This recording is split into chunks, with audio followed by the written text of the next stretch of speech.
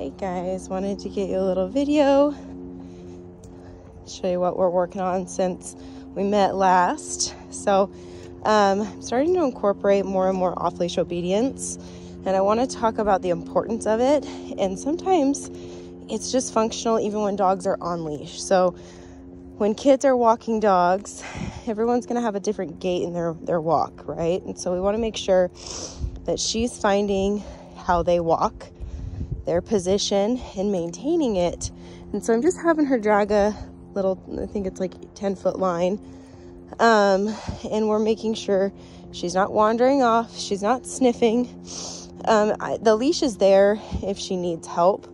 So if I use e-collar and she's like, what am I supposed to do with that information?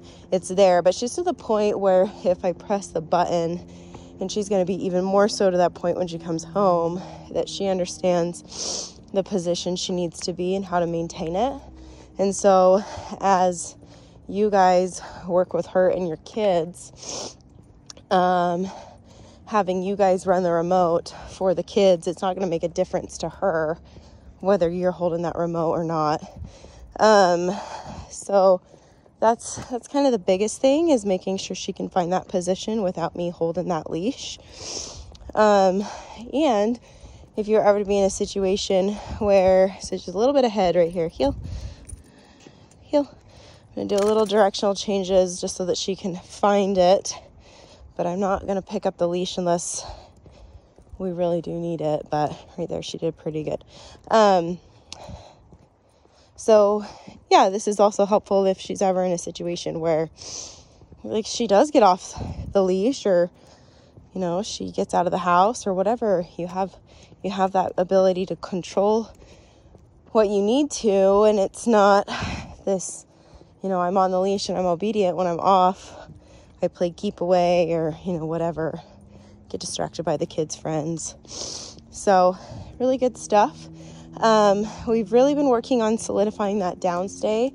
She's rocking the place command in the house, but when we don't have a place bed, downstaying is super functional. So if I'm going to stop and talk to my neighbor, or if another dog is walking by, I can say, Phoenix, down. Good. And just keep her there.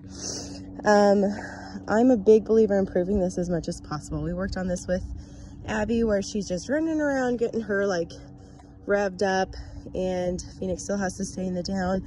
I'm also working on where I keep walking. Phoenix, heel. Good girl.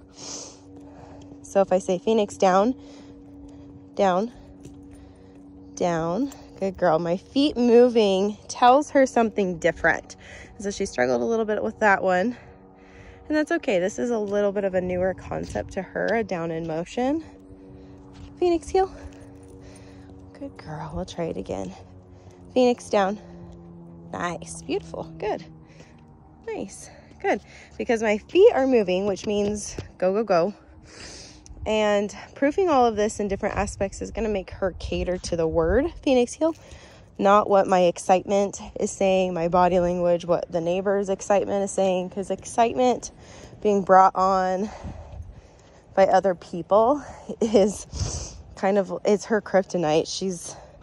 She wants so badly to break commands because people are sweet talking her, or, you know, whatever the case may be.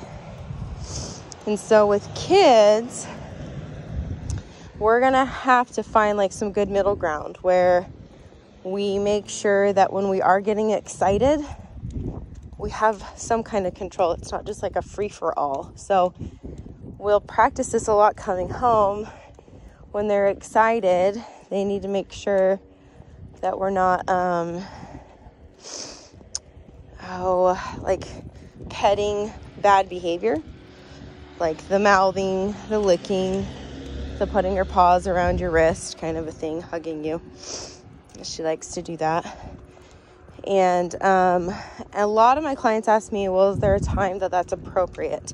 In the beginning, no. Because with a dog like her, and with most dogs, is that first month home especially is kind of a boundary testing period, where she comes from a pretty strict environment and she's testing you to see if you're going to maintain that strictness at home. So in the beginning, you guys don't let her on the couch, but there's some clients that do. I take that away. No jumping, no rough playing in the house. There's going to be a couple things that we'll have to talk about coming forward. But when we do bring the chaos, it's going to be more of a training exercise, more of a setup. So that way we can start making sure that when family comes over for dinner or whatever life brings, she's prepared with the skills on how to handle it. So, because she knows things with me and my chaos at my house, which sometimes can get pretty hectic with 2 kids and all the things and holidays, but everybody's got their different family members and their different version of that chaos. And so she's gonna need to be able to see you guys as a leader to correct her in those situations where she's like, nope, I don't have to do this here, because she'll try that a couple times. Phoenix, she's a pretty good dog though. She's rocking a lot of these things and she's super smart. I'm gonna try a little bit of a longer down stay. Phoenix, down. Good. I'm just gonna keep walking. Now with these down stays, I don't call her out of it unless it's an emergency. So like if they're a dog bolting or whatever, I'd call her. But right here, I'm gonna come back up to her to release her, because she has so much like anticipation, excitement, where she's like, I need to be right with you, Phoenix, heel.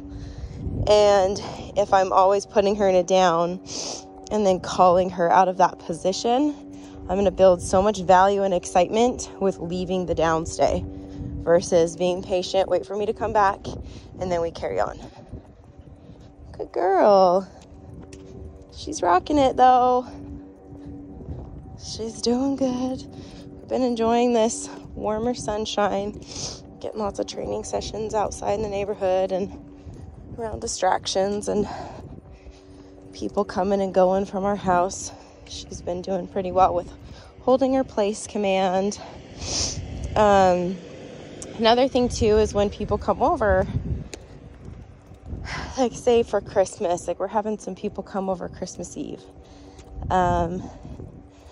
I coach people in my house not to talk to the dog for the first little while, because typically like my family's loud.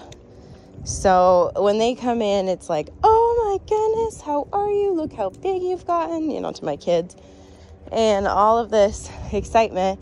And my dogs are like, is that for us? Is that sweet talk for us?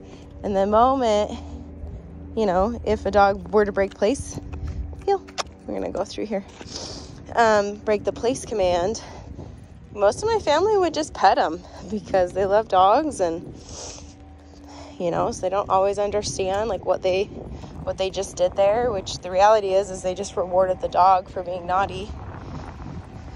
And then it makes it harder for us to keep her in place, because that's going to be in the back of her brain of, oh, okay, well, we'll just get off when, grandpa's right there, whatever. So we want to make sure that we coach people. They don't talk to her, and then if she does break and they do reach out to pet them, you're right there to say, no, Phoenix, place. You get her right back on the place bed, using the e-collar, using the leash if you need to.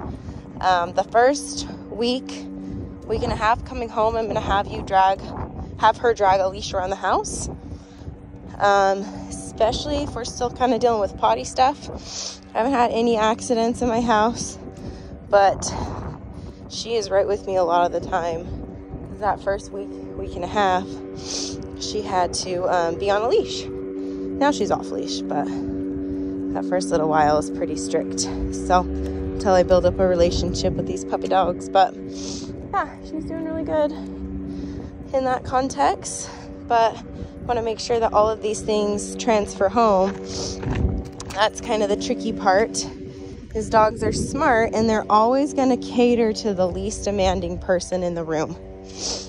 So what that means is if there's somebody that's a softie and lax on the rules, she'll cater to that. And so those people, that's my dad. That's my dad to a T. My dad just knows he has to ignore the dogs when he comes over. So it's a little bit of a boundary with the dog and with the people sometimes. But yeah, and then that way, once she gets to the point in your house where she's rocking all of those things, she'll be golden. My dogs never break the place command anymore, but they're 4 and 7, so, and 10. I have a 10-year-old dog too. So really, really good. Good for her. Huh. Anyway, I hope you guys have a Merry Christmas. I'll send you guys an update around Christmas time, like this weekend. Let you know how she did with all the commotion.